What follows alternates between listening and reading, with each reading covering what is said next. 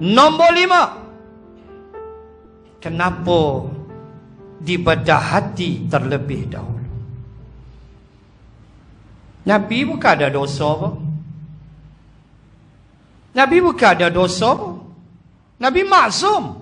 Liyaghfira lakallahu ma taqaddama min dhanbika wa ma ta'akhkhar. Ayat 2 surah Al-Fath, surah nombor 48, juzuk 26, ayat nombor 2. Allah kata apa? Liyaghfira lakallahu ma taqaddama min dhanbika wa ma ta'akhkhar. Hei Muhammad, kata Allah, aku dah ampun dosamu dulu, ke depan, sampai bila-bila. Nabi tak ada dosa.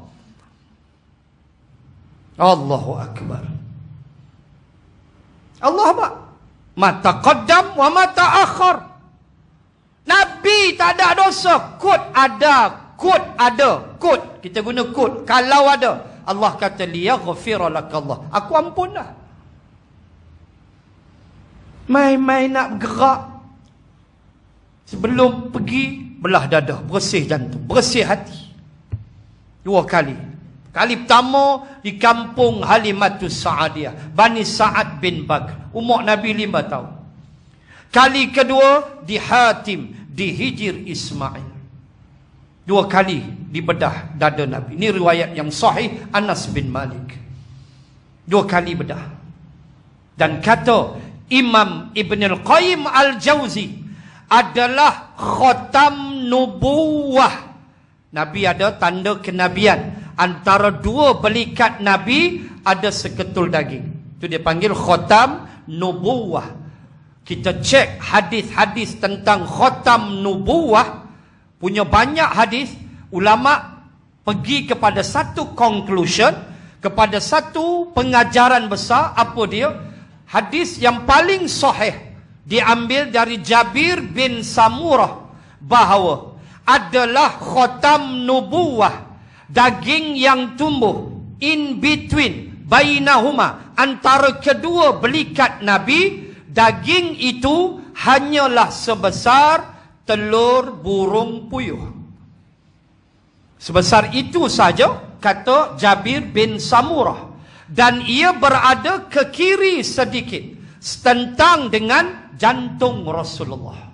So boleh agak belakang Nabi, antara 2 belikat ada seketul daging, sebelah kiri sikit, mengiri sikit, inline, parallel, straight dengan jantung Nabi. Berkata Imam Ibn Al-Qayyim Al-Jawzi, bilakah daging itu tumbuh? Allah, bila daging itu tumbuh?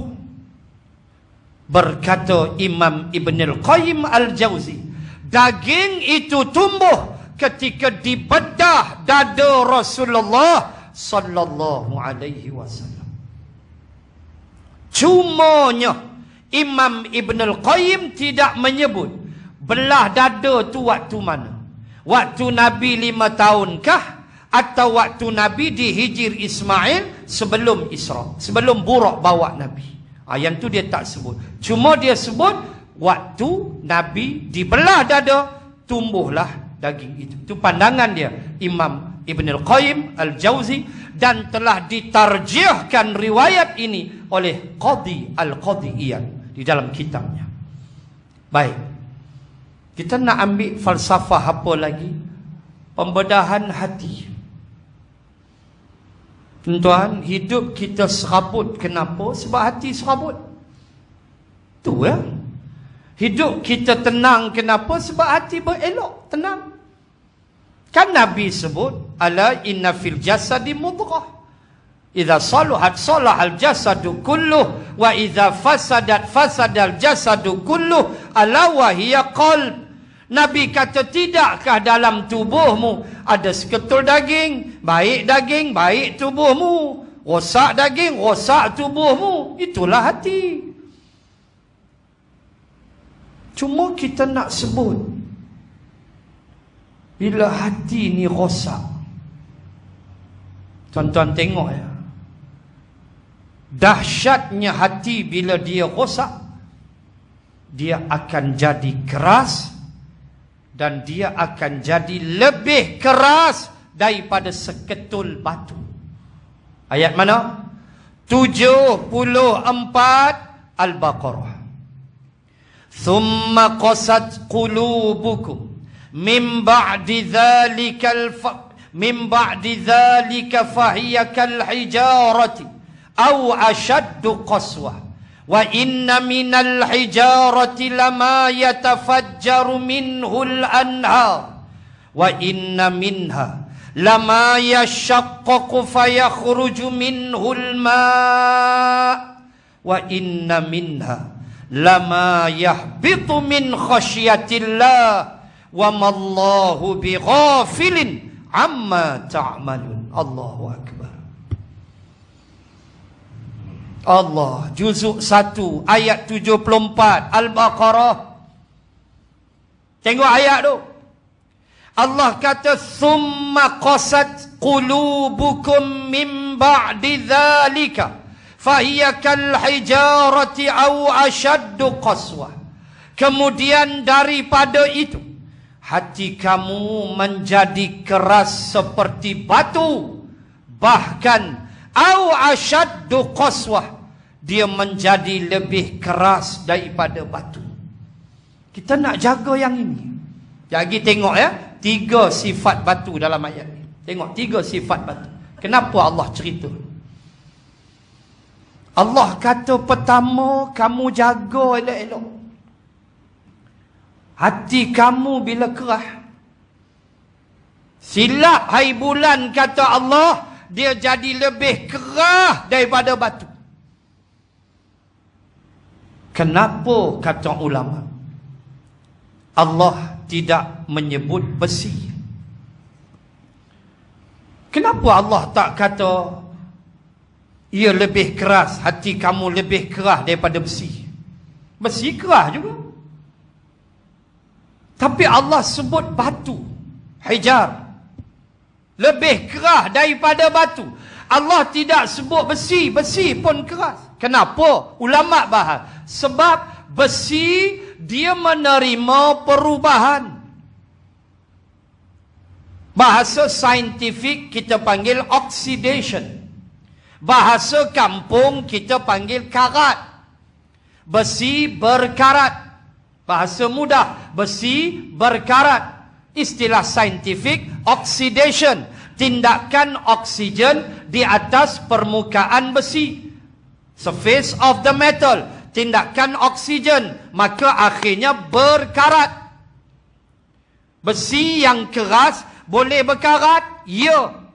Akhirnya besi tu reput, hancur. Tu yang kena welding macam-macam. Besi terima perubahan. Sekeras-keras besi, dia menerima perubahan, iaitu karat.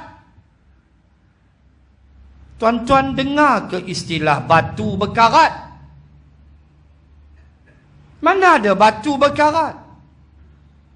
Tuan-tuan pergi ke China, tuan-tuan muslimat boleh melawat, bahkan boleh meniti Great Wall of China, tembok besar negeri China, yang dibina di zaman dinasti Ming selama 202 tahun. Pembinaan tembok besar negeri China untuk menghalang China dari serangan Mongol dan Tartar diambil masa 202 tahun untuk menyiapkan tembok besar negeri China. Di Guangzhou sana, di China sana.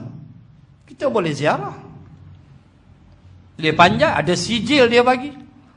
Sijil kita dah sampai, kononnya dah panjang lah, walaupun 2-3 step aja pun, lepas tu balik rokok balik. Yang penting ambil gambar, tu lah kan. Yang penting mau selfie, bukan dia panjang sangat pun, menyembang lebih. Sampai lah tuan-tuan, tembok besar negeri China tak roboh sebab batu kerah. Tuan pergi Mesir, piramid Giza. Tuan pergi Mesir, berapa ribu tahun dah piramid yang dibina oleh Fir'aun.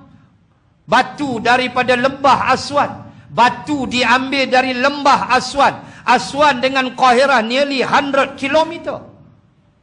Jauh dekat 100 kilometer. Lembah Aswan. Batunya berat 1 hingga 3 tan. Ini kajian tentang piramid. 1 hingga 3 tan itulah berat batu. Tinggi batu setinggi orang dewasa. Hamka menyebut dalam tafsirnya adalah gam yang digunakan untuk mengikat kekuatan piramid. Bondingnya yang kuat. Gam digunakan, kata Hamka, ialah madu lebah. Hamka kaji dalam tafsir dia. Madu lebah, bukan gam uhu. Hak tu RM5. Boh pukul 3, 3,5 huntur. Ngampir Fir'aun mampu dalam tu. Madu lebah. Ikat dengan madu lebah. Hamka tanya, di mana Fir'aun dapat madu lebah? Padang pasir. Bukan macam Kuala Nerang. Boleh panjat pokok. Boleh. Dulu kan almarhum Tuanku Sultan Abdul Halim, ada seorang sahabat kita, haji apa saya tak ingat, tiap-tiap tahun dia akan pergi istana Anak Bukit. Dia hadiah dekat Tuanku Sultan almarhum sebotol madu lebah. Hak dia proses ni tiap-tiap tahun dia menghadap almarhum Tuanku Sultan. Ingat lagi.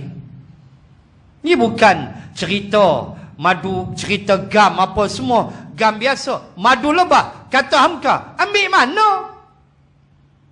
Mana ada pokok itu, lebah nak buat sarang? Jawab olehmu, kata Hamka, Fir'aun menggunakan kekuatan ahli sihirnya. Ahli sihir akan jampi, nang boti, nang kui, boti kui.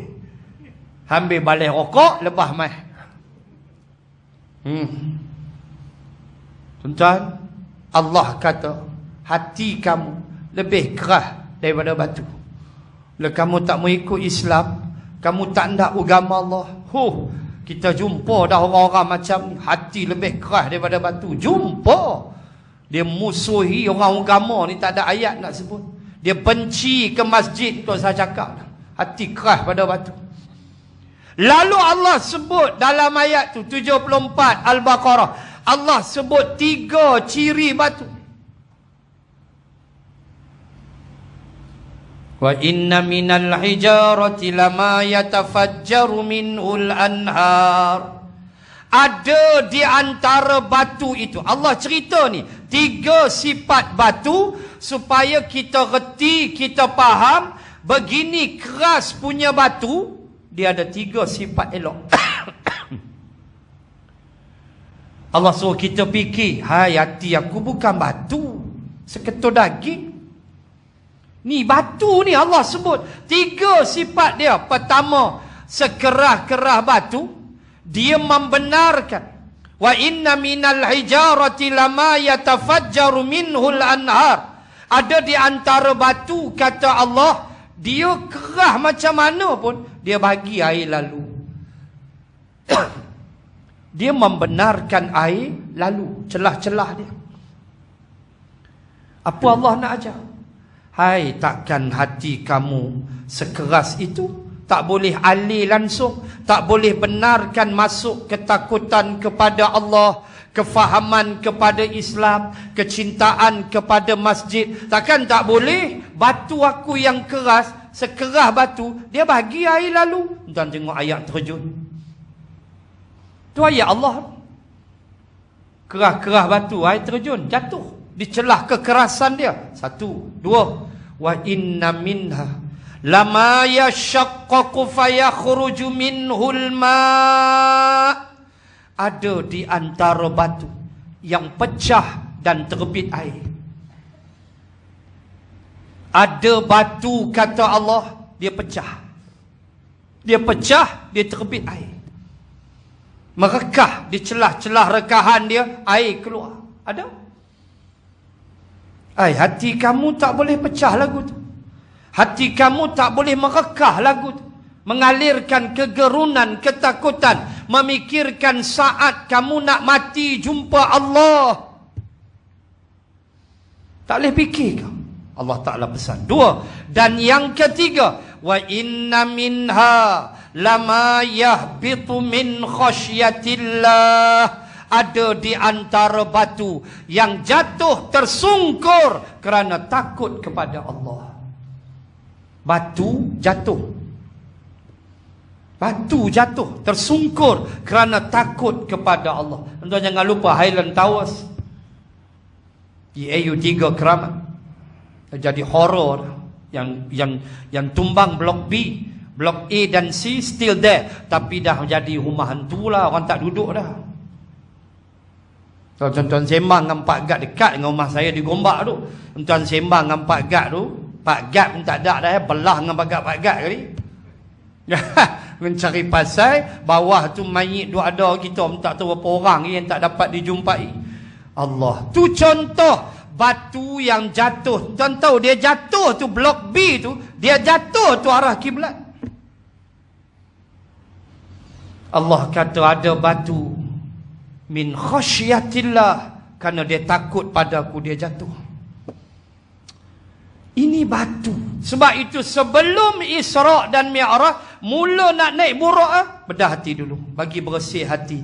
Sebab apa yang Nabi akan tengok lepas tu, itulah perjalanan hidup saya, tuan-tuan muslimat. Simbolik apa? Kehidupan kita, hati mau bersih, jangan duk hasad dekat orang. Al-hasadu ya'kulul hasanat kama ta'kulun narul khatar. Sesungguhnya hasad memakan amalmu seperti api memakan kayu. Jangan duk dengki kat orang. Jangan. Tengok orang lebih sikit kita hasad. Tengok jiran tukar kereta baru, dia dapat duit mana tau. Cara elok dia beli kereta baru.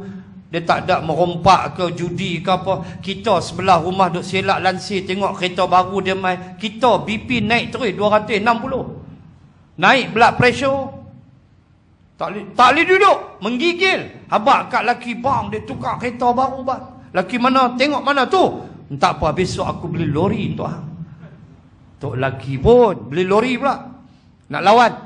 Allah tok salah. Duk hasad dengki masing-masing. Allah bagi rezeki masing-masing. Jangan duk hasad dengki. Jangan ada sifat mazmumah yang tak elok dalam hati kita. Tak selamat hidup kita, tuan-tuan. Hidup ni nak tenang, hati ni mau kikih buang mazmumah. Kikih buang. InsyaAllah kita selamat. Baik. Apa lagi? Apa yang Nabi tengok tu? Semua yang Nabi tengok, itulah saya, tuan-tuan muslim. Yang Nabi tengok tu, semua perangai kita. Orang makan riba, ekonomi berasaskan riba.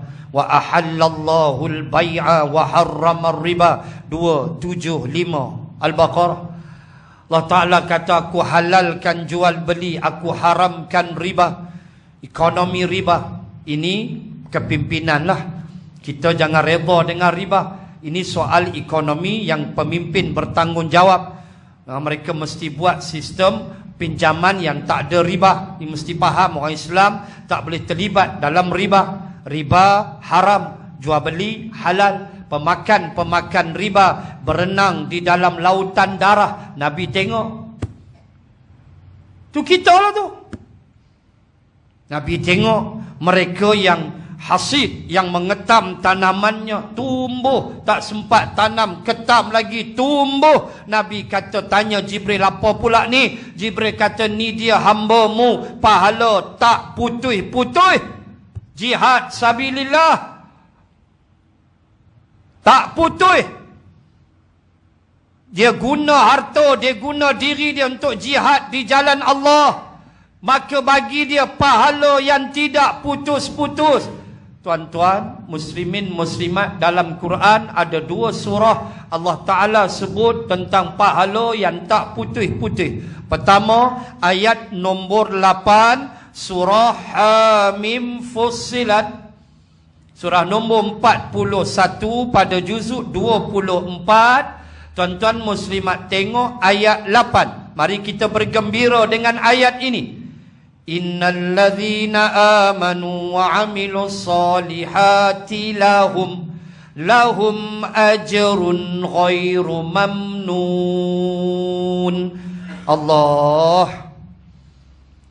Allah ayat 8 surah Fussilat, kata Allah, sesungguhnya orang-orang yang beriman dan beramal soleh, lahum ajrun ghairu mamnun, maka untuk mereka pahala yang tidak putus-putus. Nabi tengok tak malam tu? Tengok. Tak putus pahala. Duk kerja ambil pahala walau dia terlantar di atas katil hospital. Tidakkah Nabi sebut dalam hadis, orang yang sakit, yang waktu dia sihat, masjid mana dia tak sampai, kuliah mana dia tak datang, duit tabung mana yang dia tak bagi, tiba-tiba Allah uji dia, terlantar sakit. Nabi kata dia dapat pahala macam dia sihat. Nak apa lagi? Syarat waktu sihat dia pulun lah. Orang sihat dia okok jadi apa? Syarat waktu dia sihat tu, memang dia kaki kuliah, kaki masjid, tiba-tiba terlantar sakit. You don't have to worry. Jangan bimbang. Allah kata ajrun ghairu mamnun, macam dia sihat, wah dia terlantar dengan botol air, dengan drip apa semua. Itulah kelebihan orang beriman dan beramal soleh. Satu ayat lagi, biasalah surah At-Tin, illal ladzina amanu wa amilus solihati falahum ajrun ghairu mamnun. Cuma surah At-Tin ada ziyadah min harfun fa, ada tambah huruf fa, falahum. Itu dalam surah At-Tin. Adapun Fussilat ma fi harfun fa, tidak ada huruf fa, lahum tu. Itu saja beza dia. Tetapi tetap orang beriman, beramal soleh, pahala dia tak putus. Ya Allah, ya Tuhan. Nabi tengok malam tu. So jangan kita putus infak masjid ke, tabung pembangunan ke, mahat tahfiz ke, apa je lah. Janji daripada Allah, ajrun ghairu mamnun. Dan Allah takkan sia-siakan. Jangan kata tak putus, tak sia-sia, dia bagi pahala. Ayat 30 surah Al-Kahfi. Innal ladzina amanu wa amilus solihati inna la nudhi'u ajra man ahsana amala. 30 Al-Kahfi. Kata Allah, sesungguhnya orang-orang yang beriman dan beramal soleh, inna, sesungguhnya kami, la nudhi'u, kami takkan sia-siakan, la nudhi'u ajra, kami takkan sia-siakan balasannya, man ahsana amala, siapa yang mahu membaiki amal solehnya. Allahu Akbar, tuan-tuan. Nabi tengok, oi, nak sembang tuan-tuan memang panjang. Kedua belah tak habis. Saya nak pergi kepada last kali. Semua tahu dah, semua tuan-tuan banyak kali dengar dah. Sampai Al-Aqsa naik apa semua ni. Saya nak sebut satu solat. Solat. Kita tahu kan 50 waktu. Pahala kita dapat 50 waktu. Buat 5 tapi asal pahala macam 50. Bayanglah kasih Allah. Bayangkan kasih Allah kalau dia fardukan 50. Entah nak buat apa. 24 jam 50 waktu solat. Tak dan. Baru nak cucuh Allah Akbar. Tak dan. Pokok kira tak dan. Habis semayang baru buh kasut, baru nak cucuh azan pula. Tak dan nak balik rokok tuan. Allah bagi 5 waktu. Jarak dalam 2 jam. Subuh dengan zuhur tu jauh lah sikit. Zuhur asar dalam 2 jam lebih gitu. Asar maghrib dalam 2 jam lebih. Maghrib isyak tu cepat lah sikit. Isyak subuh lama lah. Tu aja. Tapi pahala dia bagi 50. Nah, saya nak sebut 3 bab solat ni penutup lah. Dan saya nak sebut 2 surah. Bila kata solat, tuan-tuan muslimin muslimat kena faham 3 istilah, 3 perkara tentang solat. Baik. Pertama saya nak baca ayat 2 suratul Mu'minun. Alladzina hum fi salatihim khashi'un. Bila sebut solat, pertama sekali solat Allah kata mesti khusyuk. Solat yang khashi'un. Qad aflahal mu'minun. Kan suratul Mu'minun, surah nombor 23. Allah Ta'ala sebut sifat orang berjaya mula-mula sekali. Ayat nombor 2 tu. Alladzina hum fi salatihim khashi'un. Mereka yang solat dia khusyuk. Allah Ustaz, tu imam baca maghrib tadi pun tak ingat. Jangan kata surah panjang, tu imam baca surah apa tadi Ustaz, memang tak ingat Ustaz. Tu kita punya sembahyang. Mana nak khusyuk sangat? Apatah lagi bila Nabi sebut di akhir zaman kekhusyukan solat diangkat oleh Allah. Tak khusyuk ah. Dia jumpa kunci motor hilang 2 minggu, jumpa dalam solat. Mata duk pula, tang tu ke nampak tengah duk solat. Tu solat kita, hampalah bukan aku. Sama kita pun. Lalu ulama kata paling tak adalah definisi solat khusyuk ni, paling lekeh lah kata orang. Ulama kata, iaitu kamu sedar kamu tengah solat. Jadilah hak tu pun sedar, oh ni rakaat kedua. Jadilah hak tu pun. Daripada melayang tahap apa yang dia ingat pun tak tahu, sedar-sedar dah kepak bagi salam. Habis lah.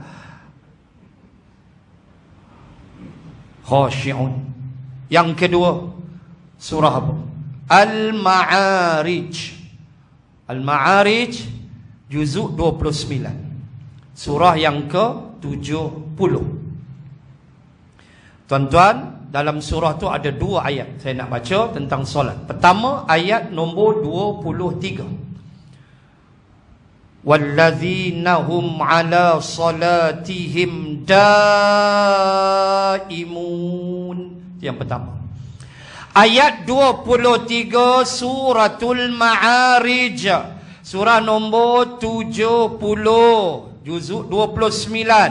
Allah Ta'ala sebut nombor 23 ayat 23. Kata Allah, dan mereka-mereka yang bila mereka solat mereka itu daimun. Solat mereka itu berterusan. Solat mereka itu berkekalan. Ma makna? 5 waktu in hand. 5 waktu in hand. Subuh, zuhur, asar, maghrib, isyak in hand. Buat 5 waktu. Daimun, berkekalan. Sunat, terpulang. Ada orang mampu lebih, dia buat sunat.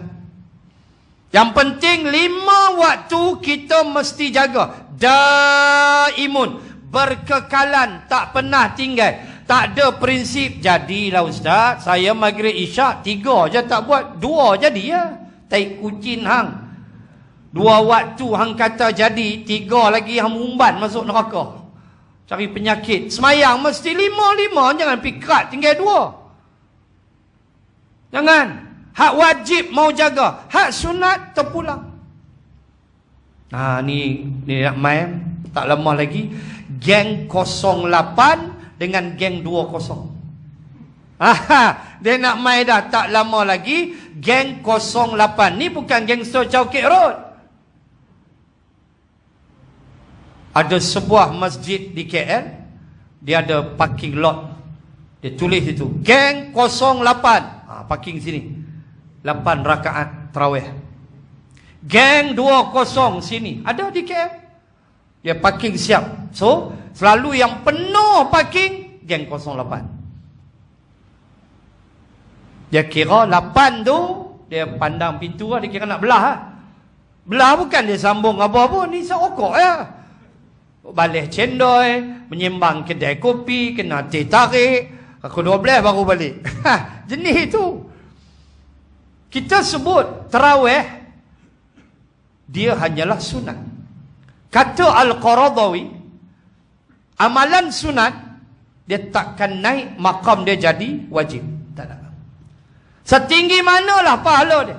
Paling tinggi sunat muakkad. So, siapa yang tak masuk geng 08, siapa yang tak masuk geng 20, tapi dia masuk geng jual tembikai, tak kisah.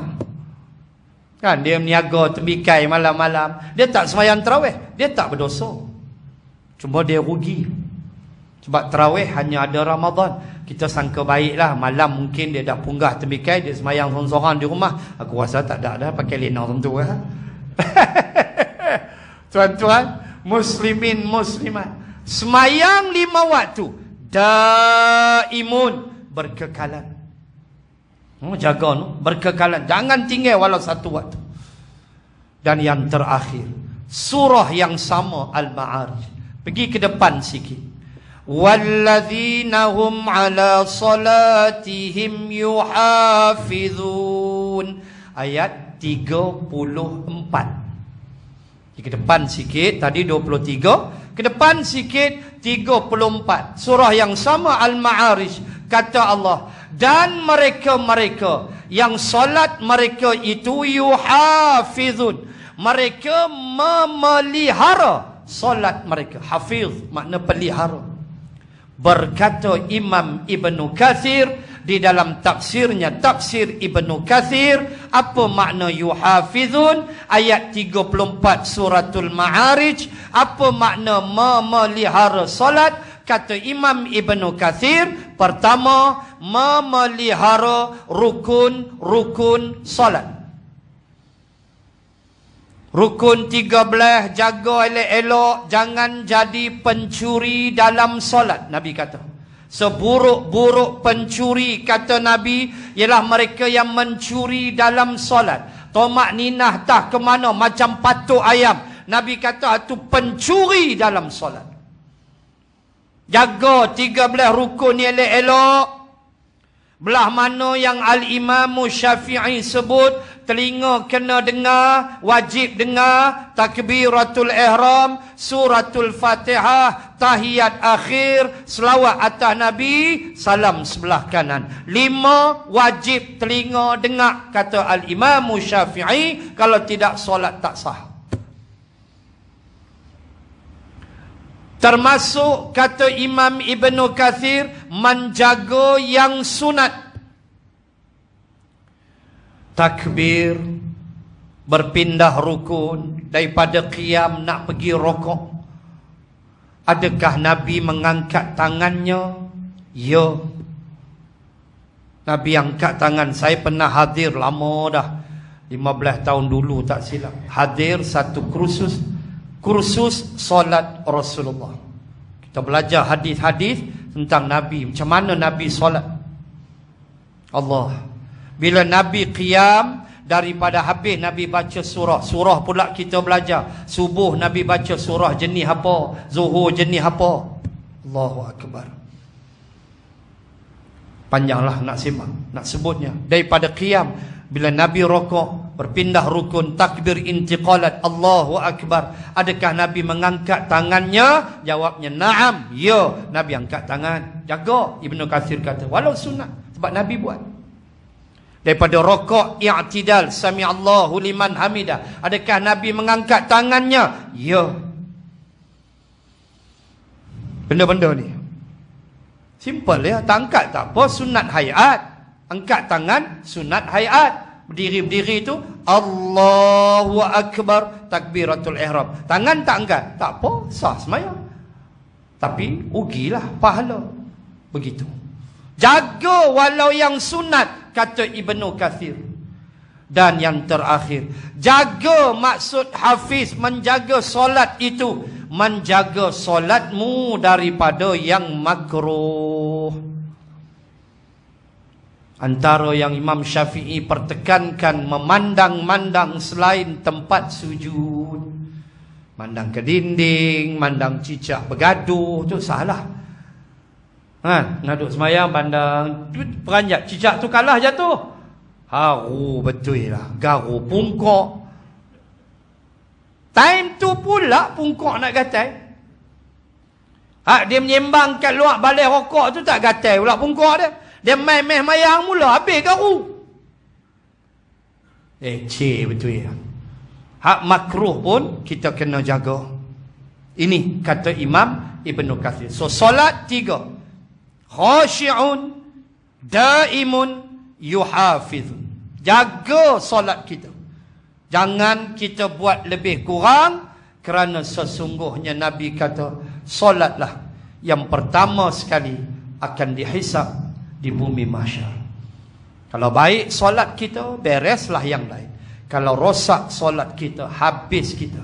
Wal'ayadzabillah. Cuma saya nak pesan sebagai akhirnya pesanan Al-Imam Al-Ghazali di dalam Hidayatus Salikin adalah amalan yang wajib dan amalan yang sunat laksana orang yang berniaga. Kita kena tekan ke sini pula. Orang yang berniaga, kata Al-Imam Syafi'i, dia mesti ada dua. Pertama, dia mesti ada modal. Kan orang berniaga mesti ada modal. Ni bazar Ramadan coming soon apa semua, nak jual apa pun mesti ada modal. Yang kedua, orang yang berniaga mesti nak untung. Mana ada orang berniaga tak nak untung? Even jual kuih tepi jalan depan rumah pun mesti nak untung, walau RM10, RM20. Tolak modal, ada baki RM20. Itulah untung. Walaupun RM20, simpan dalam tabung. Cukup sebulan katalah boleh 600 dah, boleh beli rokok. 6 kartun sekali boleh beli. Tuan-tuan, muslimin muslimat. Imam Al-Ghazali kata demikianlah. Amalan yang wajib adalah laksana modal bagi orang berniaga, manakala amalan-amalan sunat adalah untung si peniaga. Tuan boleh fikir sendiri, muslimat boleh fikir sendiri. Letih tak badan kalau berniaga balik modal dia, untung tak ada. Saya kecil-kecil di Gombak, umur saya 6 tahun, 7 tahun, saya tolong arwah mak saya tolong arwah ayah saya jual kuih di Gombak bulan Ramadan. Saya tahulah berapa waktu tu tepung gandum sekilo 3 kupang 5 duit. Ingat lagi 35 sen lah tepung gandum.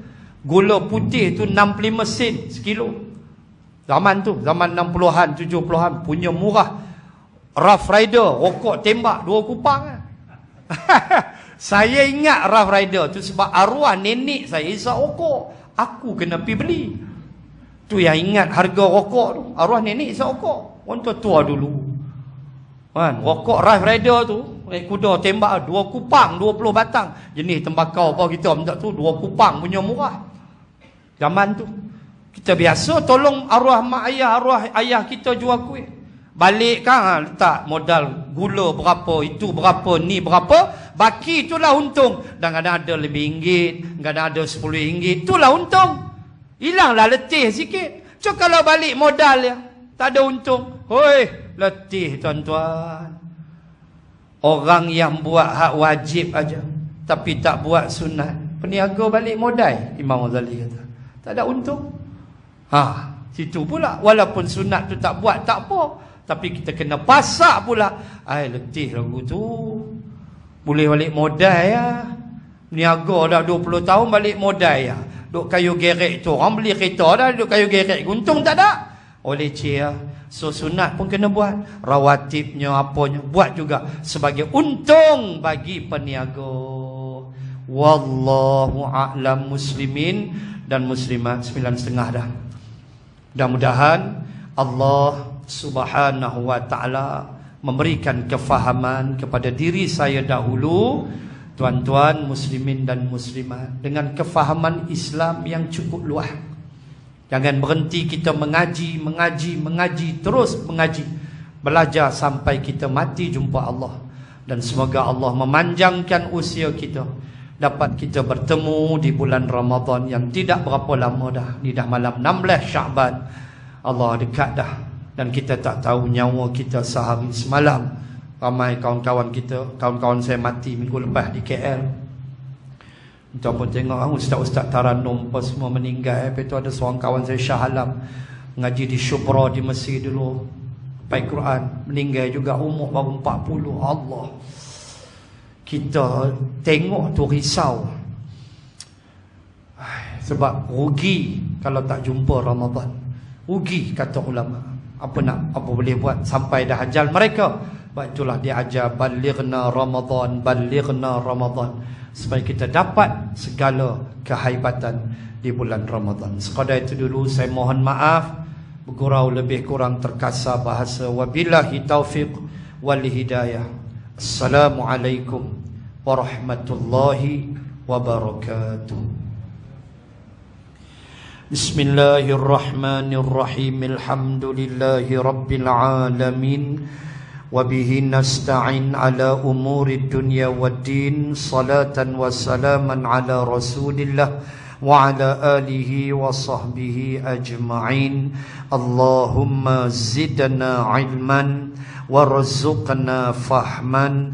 Allahumma rzuqna fahman nabiyyin wa hifzal mursalin. Allahumma ij'al jam'ana hadha jam'an marhuma wa tafarruqana min ba'dih tafarruqan ma'suma. Rabbana atina fid dunya hasanah wa fil akhirati hasanah wa qina adzaban nar.